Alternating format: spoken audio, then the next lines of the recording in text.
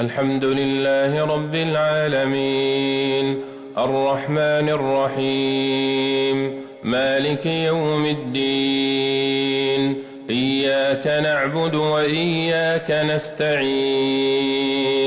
اهدنا الصراط المستقيم صراط الذين أنعمت عليهم غير المغضوب عليهم ولا الضالين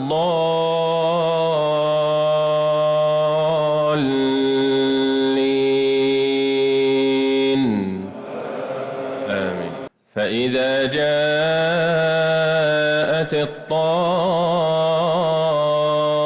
الطامة الكبرى يوم يتذكر الإنسان ما سعى وبرزت الجحيم لمن يرى فأما من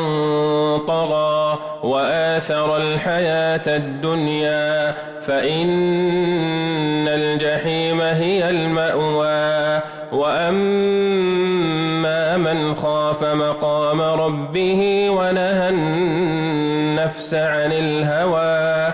فإن الجنة هي المأوى يسألونك عن الساعة أيان مرساها فيم أنت من ذكراها إلى ربك منتهاها إنما أنت منذر من يخشاها كأنهم يوم يرونها لم يلبثوا إلا عشية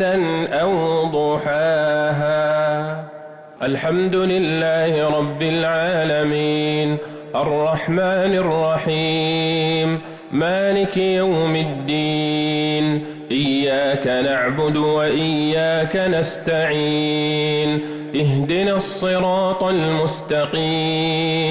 صراط الذين أنعمت عليهم غير المغضوب عليهم ولا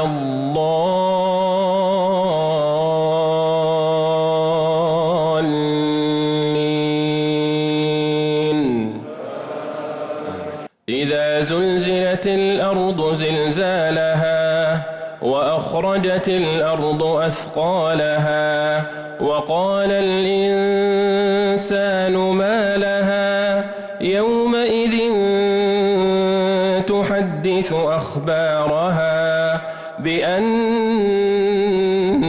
ربك أوحى لها يومئذ يصدر الناس أشتاتا ليروا أعمالهم فمن يعمل مثقال ذرة خيرا يره ومن يعمل مثقال ذرة شرا